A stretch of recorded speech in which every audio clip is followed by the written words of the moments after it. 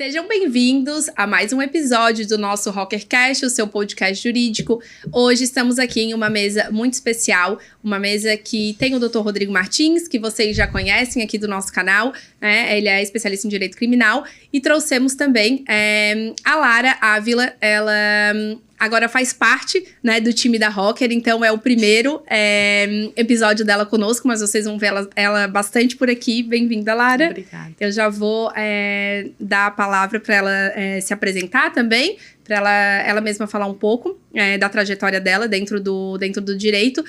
Doutor Rodrigo, que vocês já...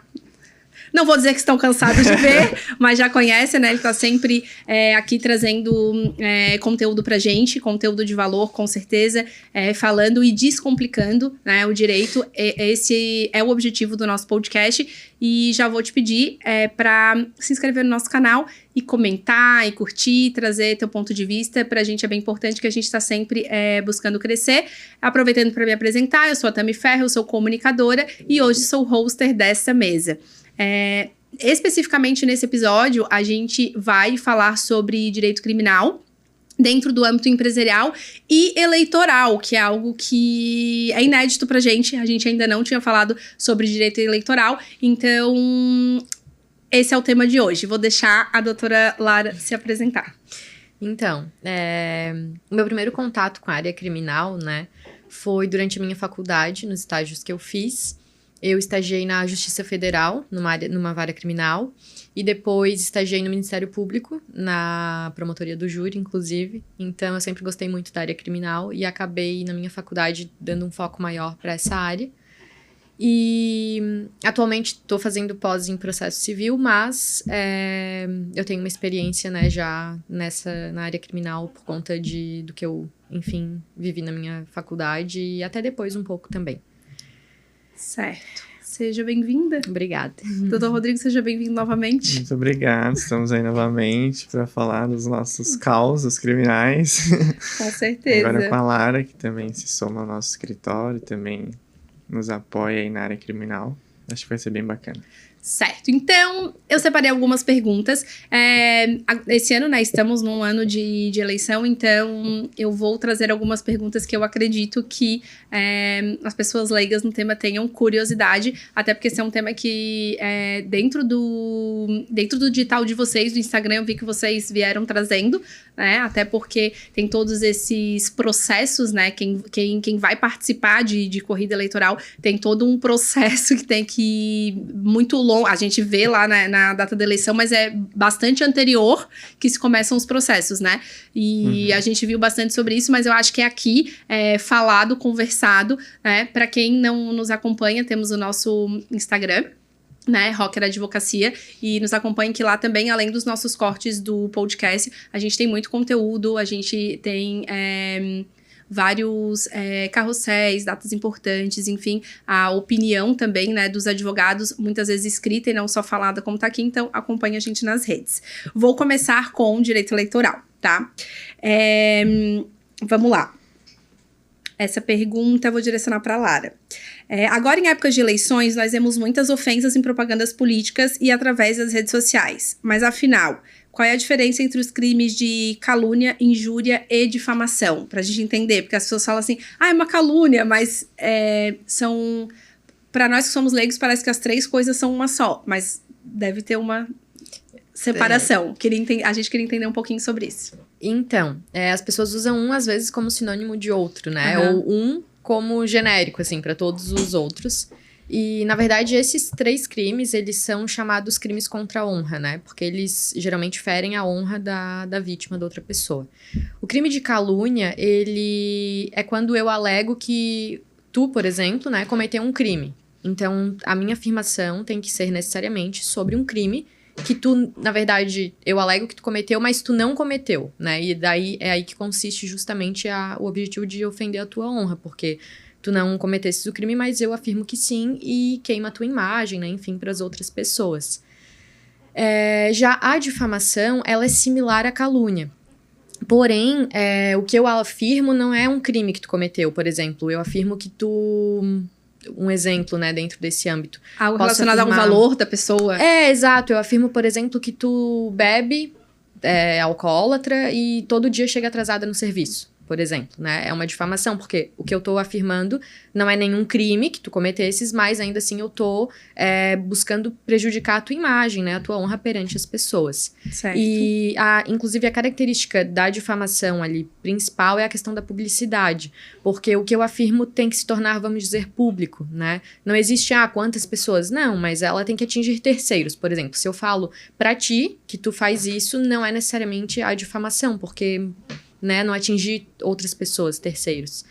E aí, a injúria, por outro lado, ela se difere justamente por isso, porque ela não exige a publicidade. Então, é quando eu te ofendo, por exemplo, um xingamento. Você pode me xingar no particular, ou seja, Exatamente. não expôs isso para outras pessoas, Isso. que seria a difamação, mas diretamente para mim, Exatamente. Até através de rede social, por exemplo, né?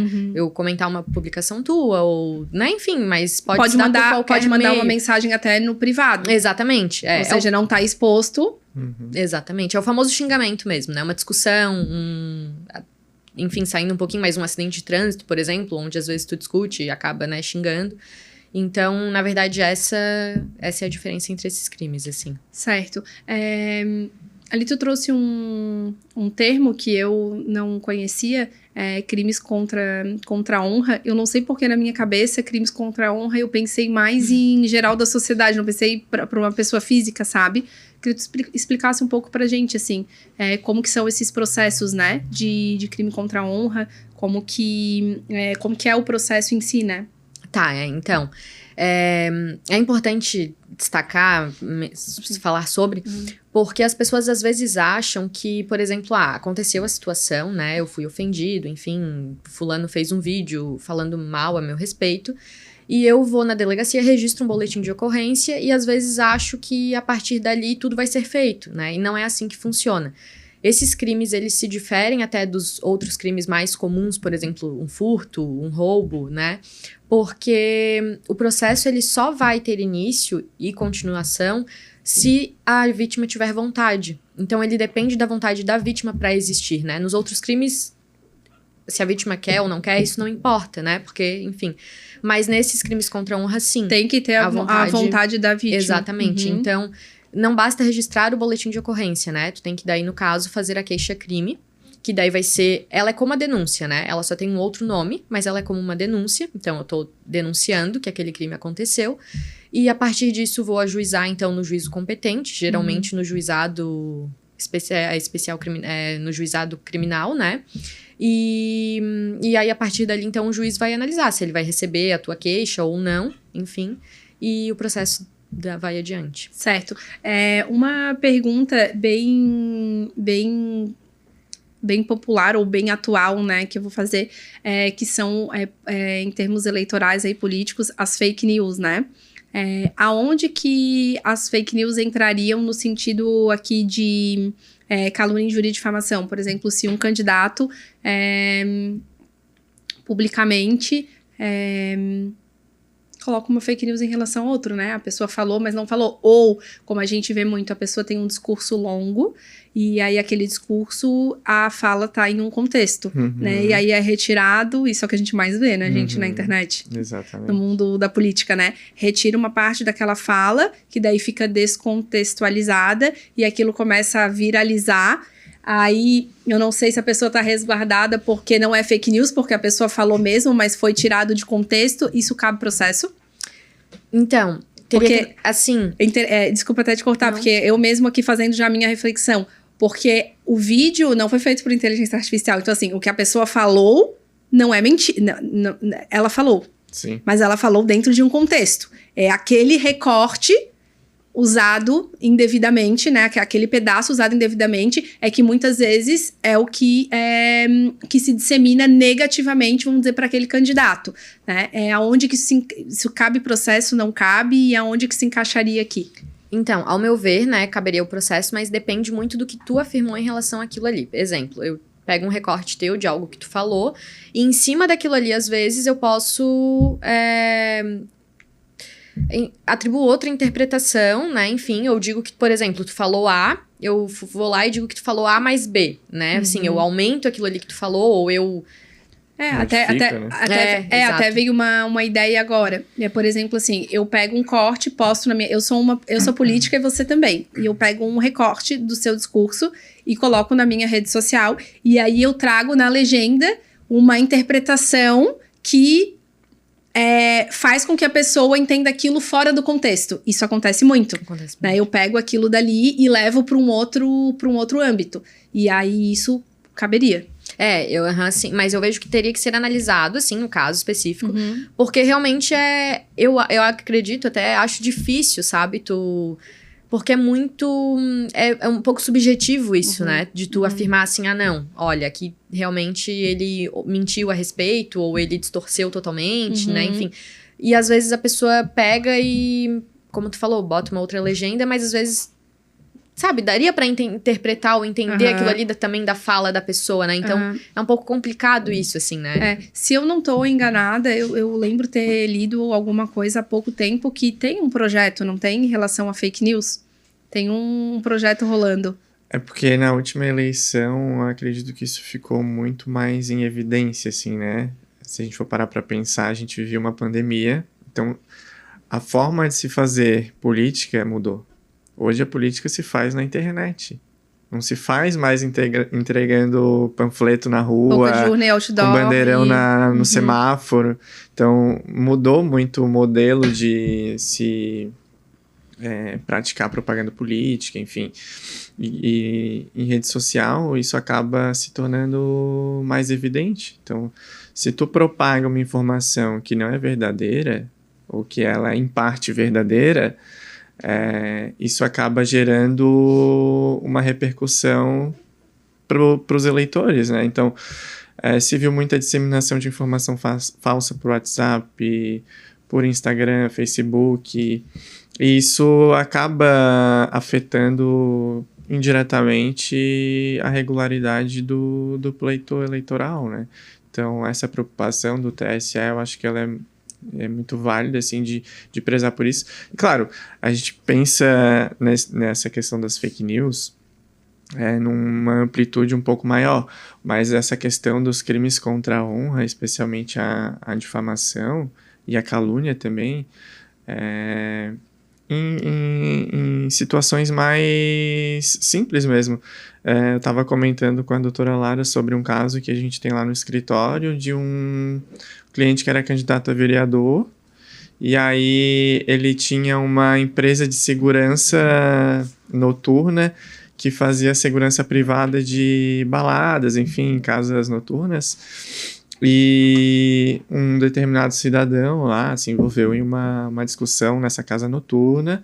A equipe de segurança fez a contenção, encaminhou para fora, enfim, seguiu todo aquele procedimento que os seguranças, né, cumprem ali nessas baladas, retirou o rapaz.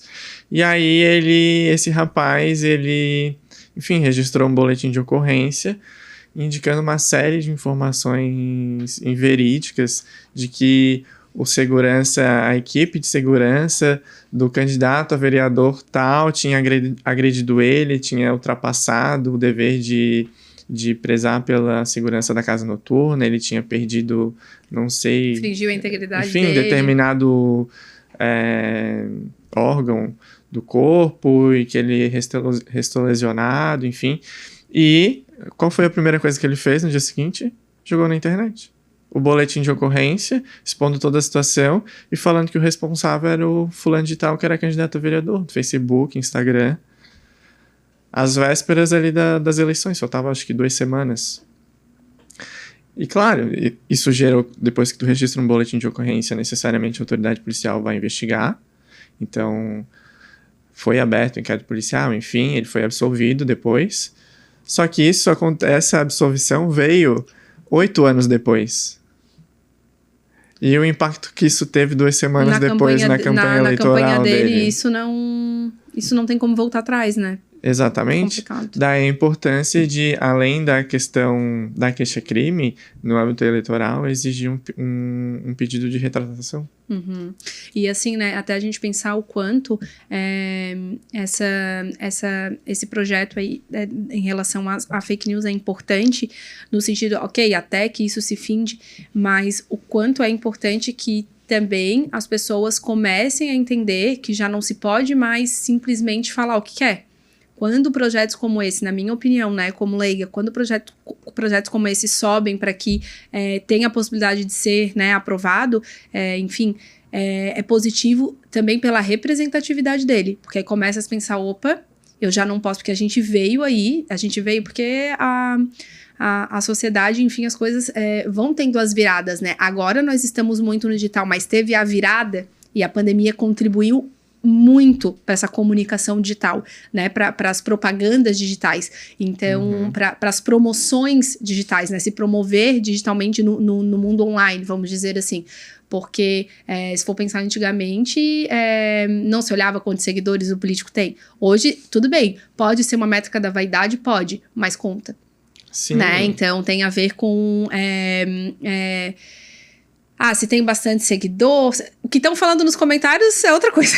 Mas, Exato. assim, tem bastante seguidor. Não, então é do povo, é da rede, é conectado, é atual, né? Então, realmente, eu acho que isso tem essa representatividade de que, mesmo que nós estejamos, né, nessa fase, nessa geração, ainda tem limites. Porque quando acontece uma mudança grande de perfil, como aconteceu na pandemia, é meio que como se não tem regras, porque a coisa está acontecendo. Depois que se estabiliza, não, isso aqui vai ficar, agora é assim, agora a comunicação é desse jeito, aí as leis começam a vir. Sim. E isso é bom.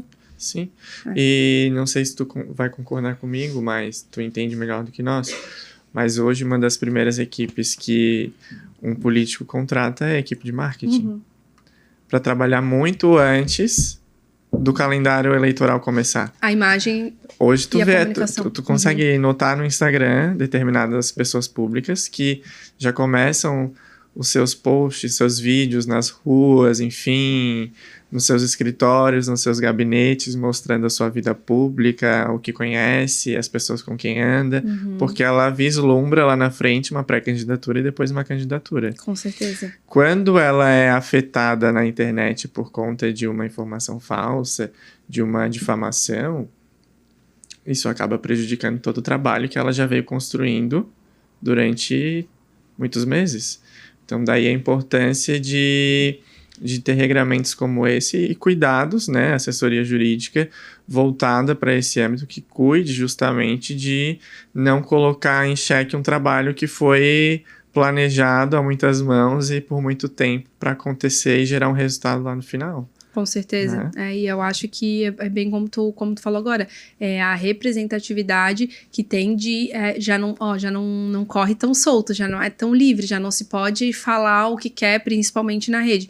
E eu acho que isso tá cada vez mais em voga, né, aparecendo, principalmente pelos famosos mesmo, né? Que eles sofrem, enfim, retaliações e, perseguições e etc. E hoje já tem se demonstrado que executa-se judicialmente e ganha e tem que ter retratação, e muitas vezes a retratação é financeira também. Sim. Né? Vem ali uma, quando a pessoa tem que pagar uma indenização. Exatamente.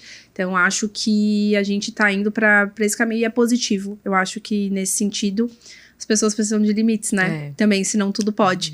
Eu queria, para finalizar esse bloco onde a gente trouxe sobre queixa, enfim, por injúria, difamação, etc., tinha uma pergunta de seguidor da caixinha que foi aberta no nosso Instagram. A gente recebeu a seguinte pergunta: se eu me arrepender de ter prestado queixa contra alguém que me ofendeu, eu posso voltar atrás, retirar a queixa? Então, sim, né, tu pode, só que até um determinado momento, dependendo totalmente da tua vontade. Por exemplo, eu entrei com a queixa, e daí até o juiz receber ela ou não, né, que daí se ele recebe, é ali que o processo vai adiante, eu ainda posso retirar. Depois que ele já recebeu, aí eu preciso da concordância da outra parte, né, da vítima, no caso, do ofensor, né, pra poder retirar a queixa. Isso é interessante porque muitas vezes, olha que engraçado, às vezes o ofensor ele quer provar que ele tá certo, e ele pode querer provar que ele tá certo. Agora, entrasse como processo, agora eu quero provar que o que eu falei é verdade. Então, nem sempre vai dar para desistir. Então, também não é aquela coisa, né? Tem muito cliente que procura a gente que eu quero processar fulano de tal, porque ele falou isso. Calma, vamos ver o que ele falou, né? Se não tem um fundo de verdade, até onde que ele tá falando. Porque no fim das contas não é só a pessoa, eu vou voltar atrás. Tá, tu vai voltar atrás da queixa, mas agora tu já fez a queixa, isso já me incomodou e agora eu vou te provar como é mentira a tua queixa. Exatamente. Então tem que pensar bem, né? É porque tem sempre os dois lados, né? Então não é nem tudo que se entra é verdade, né? Então não é à toa que tu nunca sabe se a vítima ou o ofensor vão ganhar o processo, né? Porque vai depender do que se demonstrar ali, então... Daí a importância de falar a verdade pro advogado. É, também. Meu Deus, gente, é o básico, né? O advogado precisa saber de tudo. O advogado não pode ter pego de surpresa, né? Não. Gente, isso é na vida real, isso é nas séries, né? A gente adora, né? Eu adoro série relacionada ao trabalho de vocês, assim. A principal, acho que é bem famosa, né? Todo mundo conhece Suits ou Lei e Ordem, enfim. Sim. E eu adoro ver. E aí, muitas vezes acontece isso, né? O cara é pego de surpresa lá nos 48 do segundo tempo pela defesa, às vezes, com algo que ele não sabia, né? Desmonta, às vezes, né? Desmonta, Então, agora no nosso bloco 2, a gente falou bastante, né, sobre essa questão de crimes contra a honra e direito eleitoral, aí misturou um pouco, falamos um pouco também sobre fake news. Eu queria falar agora, Rodrigo, um pouquinho contigo, em relação a direito criminal, mas mais relacionado, que a gente nunca trouxe esse tema, com segmento imobiliário, né? Uhum. Eu acho que faz bastante sentido. Eu trouxe a seguinte pergunta. Na Rocker, vocês atuam bastante para empresas e algumas que atuam no ramo imobiliário. Em que situações vocês, o criminal, acabam atuando para essas empresas? Aí vamos pensar, né? Porque, novamente, eu tive um outro episódio com o Rodrigo que a gente falou sobre direito criminal dentro de investigações internas de empresas. Porque quando a gente fala de direito criminal, vem outras coisas na cabeça da gente, né? Já vem crime, morte, roubo, droga. É normal, Sim. né? Falou em criminal, já vem isso na cabeça. Prisão, enfim, né? Não que a pessoa não possa ser presa dentro disso aqui, mas vocês entenderam o que eu quis dizer. Então, eu acho que queria entender um pouco dentro do imobiliário, o que seria, de que maneira o direito criminal pode nos atender no imobiliário. Eu acho que, como você é especialista em direito criminal, uma das coisas que a gente tem buscado trazer aqui no podcast é o direito criminal em outros aspectos que não são os óbvios. Sim. Né? Que a gente já conhece, para entender os comuns, né? Que é os primeiros que vêm à cabeça de quem é leigo, que é o meu papel aqui na mesa, né? Trazer as dúvidas das pessoas comuns. Sim. Então, queria te perguntar, no imobiliário, como que o direito criminal atua? Sim. Então, a gente está falando basicamente de construtoras, né? Empreendedores, enfim, que tem esse viés do desenvolvimento imobiliário nos municípios, principalmente. A gente tá numa metrópole aqui, então tem alguns municípios que atualmente tem esse objetivo, né? Esse destaque. Esse destaque, a gente pode até mencionar aqui mesmo, Palhoça é uma cidade que está crescendo muito, São José, tem grandes áreas que grandes empreendimentos vêm sendo desenvolvidos, até né? um pouquinho mais longe, mas ainda não tão longe. Meu Deus, Balneário, Itapema é surreal, né? A quantidade de construtores, incorporadoras e afins. Exatamente. Esses tempos a gente estava numa reunião com um cliente, a gente foi abrir o mapa de Palhoça para estudar uma área que o cliente estava nos demandando ali sobre uma área específica, que precisava regularizar uma situação.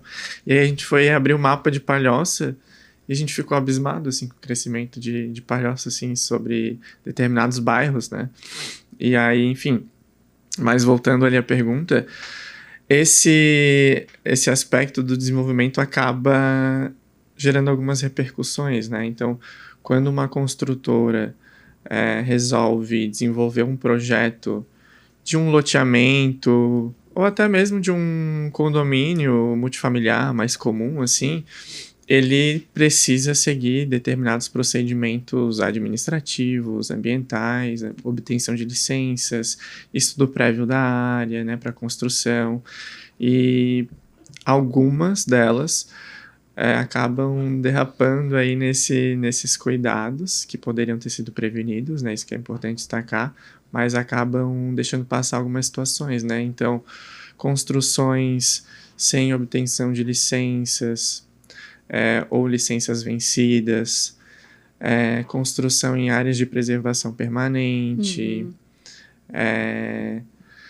são esses tipos de situações, eu acredito que são as mais comuns, que acabam gerando notificações do Ministério Público, instauração de inquéritos policiais, de notícias de fato do Ministério Público, que acabam, às vezes, gerando não só a preocupação do empreendedor, com a paralisação, às vezes, do projeto, do empreendimento dele, mas também a repercussão negativa que isso pode gerar para a empresa dele, né? Então, se isso é noticiado muitas vezes nas mídias, ou isso acaba gerando um processo, às vezes fica lá a placa, não sei se já passou em algum local e tu viu uma placa lá. Olha só, né, às vezes é um empreendimento, às vezes é um prédio, não tô falando que um prédio não é um super empreendimento, mas tudo bem, às vezes é um complexo. Sim. E aí, o quanto fica manchado.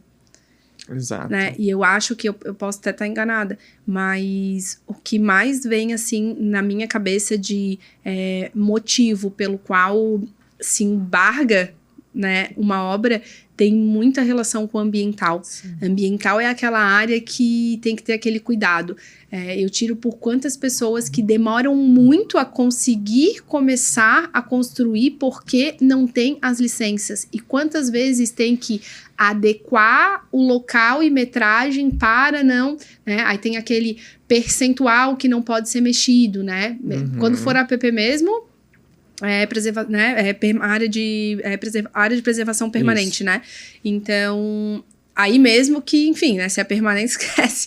Mas, assim, tem outras que são... que ainda pode ser... Mas se vai ser retirado, tem que ser retirado parcialmente. Enfim, tem uma distância, tem N regras, né? E aí, eu acho que... Eu acho que o ambiental é o mais... Para quem é da área de construção, acho que o ambiental é o mais... um dos pontos que mais puxa, né, Rodrigo? Isso. E é uma legislação muito específica e muito complexa. Então, a legislação ambiental, ela prevê crimes específicos dentro da própria legislação ambiental. Então, o crime ambiental, ele não está previsto no Código Penal, como todos os outros, né? A maioria deles.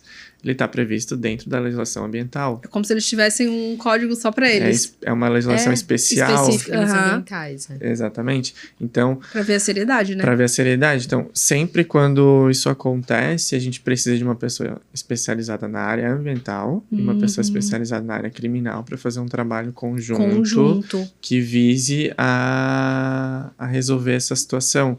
Porque sempre, isso é sempre, tá?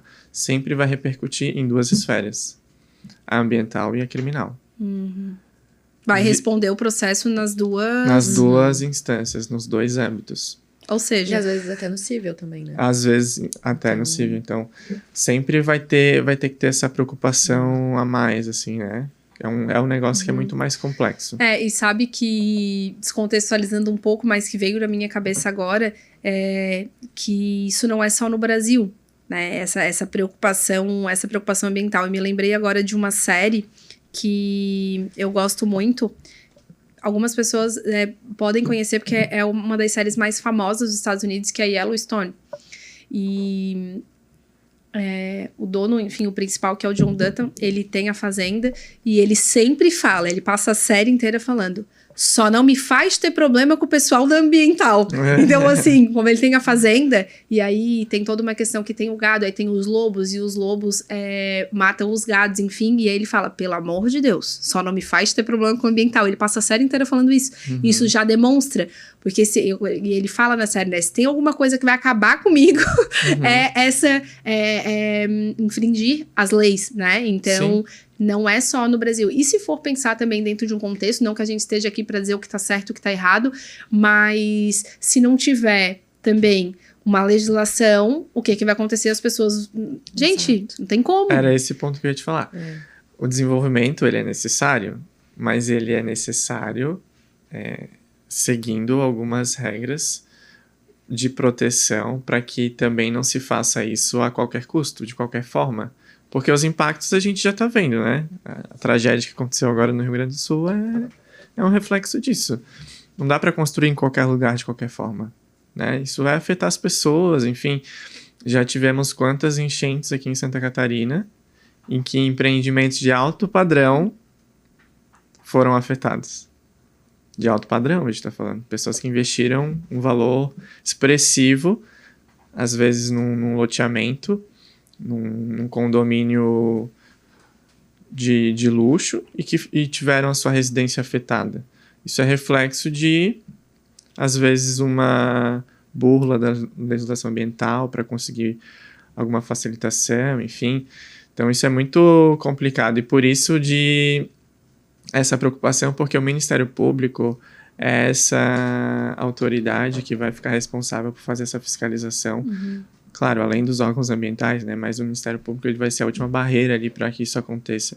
E ele vai cobrar dos dois... Nas duas esferas. Dos dois atores. Ele vai cobrar tanto da autoridade pública, que está concedendo autorizações, licenças, enfim, e vai cuidar também do agente que está solicitando, que está construindo, que está empreendendo, né?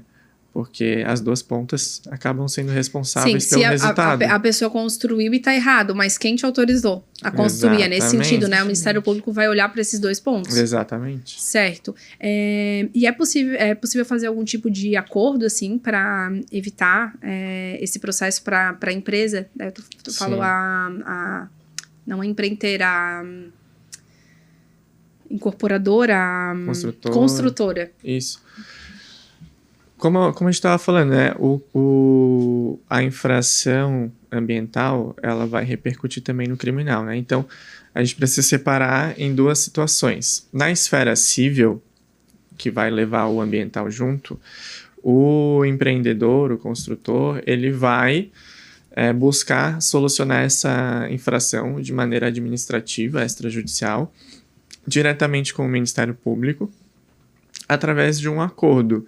Esse acordo a gente pode fazer ele dentro ainda de uma notícia de fato, resolvendo essa situação de uma maneira preliminar, ou ele pode desenvolver num processo administrativo perante o Ministério Público, ou numa última instância ainda numa ação civil pública.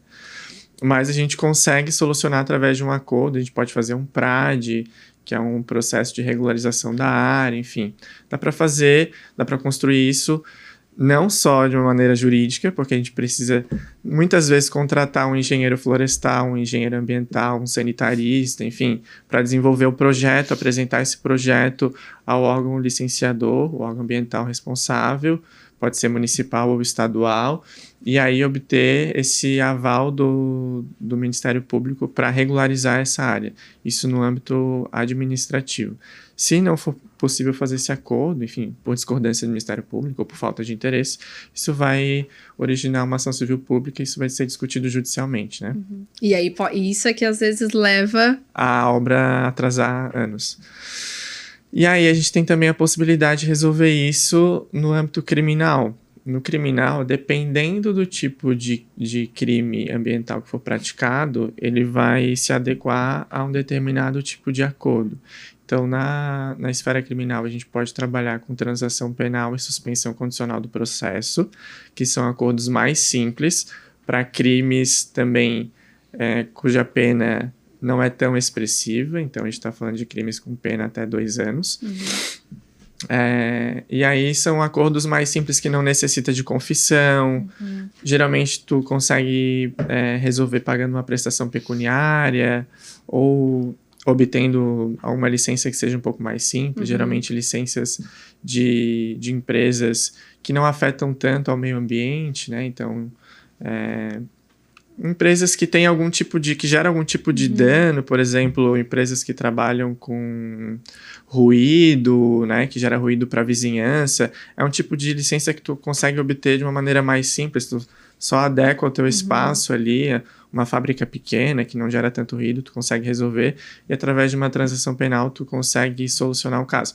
Agora, se são crimes que têm uma repercussão um pouco maior, que a pena ultrapasse esses 2 anos, a gente consegue também negociar um acordo de não persecução penal, que a gente chama, que é um acordo um pouco mais complexo para crimes cuja pena mínima vai até 4 anos. E aí, esse acordo, ele tem uma liberdade maior de negociação de cláusulas. Então, o promotor de justiça ele pode exigir obrigações um pouco mais... como é que eu posso descrever? Obrigações um pouco mais complexas, né? Desenvolver um projeto ou reparar determinada situação, isso de maneira ambiental ou pecuniária. E esse acordo, o interessante dele é que ele exige a confissão. Então, o construtor, o empreiteiro, ele vai ter que confessar que ele praticou esse crime formalmente. Pode ser que às vezes ele não concorde em aceitar que ele está errado, mas nesse acordo ele vai precisar confessar, dizer que de fato ele praticou o ilícito. E aí vai solucionar a situação dessa maneira. Inclusive, agora, falando, eu me recordei em caráter, eu não sei se é essa palavra, né? Mas talvez caráter compensatório. Eu fui 2 vezes, mas a última vez que eu fui para Santiago do Chile, eu fui conhecer umas cidades vizinhas e eu observei, e eu não sei se é nesse sentido que é como no Brasil. Eu observei pela janela várias plantações, assim, bem baixinhas. E aí eu lembro de ter perguntado pro guia. Eu perguntei pra ele, meu Deus. Eu falei pra ele, mas quanto dessa plantação? E aí ele me explicou que as empresas grandes, vamos supor assim, a gente quer construir aqui nesse local. Aí tem uma compensação. Um alinhamento que a pessoa tem que plantar um número Tantas X. mudas de árvore. Tantas mudas. Isso. É exatamente isso. É isso? Exatamente. Né? Aí eu me lembrei na hora. Eu também fui pra lá, então eu lembrei exatamente disso que tu tá falando. Só que eu destacaria, assim, um ponto importante hoje, é que as pessoas, às vezes, elas acham que é só compensar. Ou então, às vezes, elas até fazem irregularidade, às vezes sabendo que tá correndo risco, né, de ser processada. E já pensa, depois eu compenso. Exatamente. Mas eu, assim, né, comentando, até da minha experiência mesmo na federal, porque eu estagiei numa vara que era ambiental também. Então, a gente pegava muitos crimes ambientais. E aí, nesse ponto, federais, porque, por exemplo, uma área de preservação permanente, né? Geralmente, ela vai atrair a competência da federal por ser uma área que pertence à União. Então, não vai ser no âmbito estadual, né? Essa ação. Mas, assim, hoje... cada vez mais comum é realmente a pessoa ter que demolir a área que ela construiu irregular. Então, não é só reparar, né? Às vezes as pessoas acham que é só eu pagar um valor que eu posso manter a obra lá, ou então vou plantar árvore em outro lugar, né? E nem sempre isso é possível. E até percebo, assim, que na maioria das vezes não tem mais se feito isso, sabe? Então, acho que, né, esse pensamento de, depois eu compenso, depois eu reparo. E eu acabei de ter um insight. A gente tem um exemplo, eu não conheço o processo, né? Eu tô falando a minha visão, mas a gente tem um exemplo claro em Florianópolis que por quanto tempo ficou os processos dos beach clubs. Sim. Em Jurerê. Enfim, foi decidido que, desculpa a expressão clara, não tinha choro nem vela. Não era recuar, não era diminuir o tamanho, não era nada. Acabou, teve que retirar, porque realmente, sim, né, naquele caso, e a gente sabe que por quanto tempo isso foi rolando, eu não tô dizendo que é certo que é errado, não estou aqui pra dizer isso, mas eu acho que o exemplo cabe, né? Sim, exato. Por vários anos ficou isso na justiça. Teve uma parte até que eu me recordo do Café de la Musique que teve que ficar só uma parte. Então, assim, a parte que tava mais pra cima da praia, eles tiraram. E aí, agora chegou realmente... Eu acho que foi ano passado, né? Foi. Nesse verão já não teve. Nesse verão já não teve. Realmente, aí é o exemplo que tu deu. Não teve compensação. E quantos anos eles ficaram lá, né? Quantos então, não anos? importa se ficou 10 anos, se ficou 20 anos. Não prescrevendo, né? Claro, exato. a ação, mas, né, enfim, exatamente. E realmente, às vezes, são discussões que se alongam muito na justiça, né? Por exemplo, essa eu acho que mais de 10 anos, né? Pelo menos. Então... E às vezes a pessoa tem a expectativa de que vai continuar ali, né? Porque eu já tô aqui há muito tempo, porque isso eu fiz lá atrás, né? Enfim, e até vejo... Mais um ponto, né? Que hoje, em relação ao ambiental, as coisas mudaram bastante, assim. Porque isso era muito negligenciado antes, né? Acho que era mais comum, assim. E aí, talvez essa mentalidade ainda hoje... Mas hoje já tá mudando. Porque a gente vê que a atuação do Ministério Público e, né, tá cada vez mais... Hoje, a pessoa, quando ela... O empresário, enfim, o construtor, eu acho que hoje ele já olha pra essa área com um tamanho, um valor, uma preocupação muito maior do que era lá atrás. Porque a verdade, gente, é que antigamente era só vai. Não constrói, depois a gente vê, depois compensa, depois planta umas árvores, depois paga um X. E como a Lara bem trouxe, tem um determinado momento que só isso não adianta. Não importa o que tu construiu, não importa o quanto tu tem investido, o quanto se tem que demolir, deu.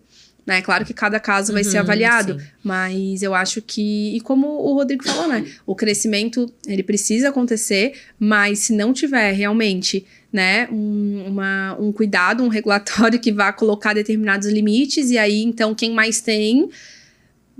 Exatamente. E isso que esse ponto é importante também no sentido de não importa o investimento que foi feito na área, né? Que a gente está falando de uma das áreas mais privilegiadas da cidade. O quanto se colocou de dinheiro ali para construir as estruturas. Então não é só uma casa simples ali num bairro comum que vai precisar ser demolido. Às vezes vai ser um empreendimento de alto investimento que vai ser demolido. E aí, claro que eu lembro que ano passado, quando se deu isso, ouviu-se muito que isso ia ser ruim para o bairro, para a cidade, porque os empregos... ficam, claro, né? Aí menos turismo na área, menos... É uma rede que é afetada, na verdade, né? Então, assim, menos turismo lá. Aí o ambulante da praia, ele vende menos. Daí o hotel fica mais vazio. Isso tudo, com certeza, também vem de argumento, né? Sim. Com certeza. Não, a gente tá aqui, mas olha o quanto que isso gera, o quanto isso traz de giro pra região. Só que existe um fato, construir em cima da areia. Então, assim, não tem, né? Realmente, eu acho que essa questão, a lei ambiental, ela tá aí para isso. E se não tivesse muito, não, né? Aqui dando a minha opinião. E dando a minha opinião, mas frequentava os beach clubs. Então, assim, dando uma opinião, mas não, né? Mas realmente precisa, porque senão fica uma coisa muito sem... Como a gente estava falando de Santiago do Chile, né? Não adianta destruir uma área inteira e depois plantar não sei quantos quilômetros de árvore, porque é uma compensação, mas é muito... Não é compatível. Às vezes são danos que também não se compensam, né? Exatamente. Tu construiu na areia ou perto de uma área, em cima de uma área, às vezes, né? E aí tu quer compensar plantando árvore lá, né? Não... Então, por isso a importância de um planejamento, acho, né? Hoje, um planejamento antes de ser feito, né? E não o fazer e depois a gente vê. Não, vamos ver antes de fazer. Isso entra muito no que muitas vezes eu converso com o Rodrigo aqui nos episódios, para realmente, assim, buscar uma assessoria jurídica preventiva, organiza antes. Porque depois que a coisa já tá mais à frente, sempre o custo de resolver no pós, na urgência, ele vai ser maior. E não é só o custo financeiro, né, gente? Energético, desgaste, exposição. Muitas vezes exposição não tem preço.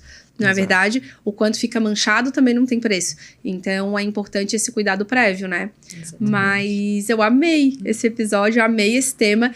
Convido você, principalmente nesse... A gente já falou, né, do âmbito eleitoral no primeiro bloco, mas agora, falando de ambiental, se você tem dúvida, se faz sentido a sua opinião, deixa aqui também no nosso canal. E queria agradecer, doutora Lara, doutor Rodrigo. Obrigada. Por terem vindo para essa mesa. Vamos ver, dependendo da quantidade de perguntas que a gente receber e o interesse do público, a gente pode fazer uma outra... Exato. Uma outra mesa para aprofundar num tema ou no outro, ou nos dois.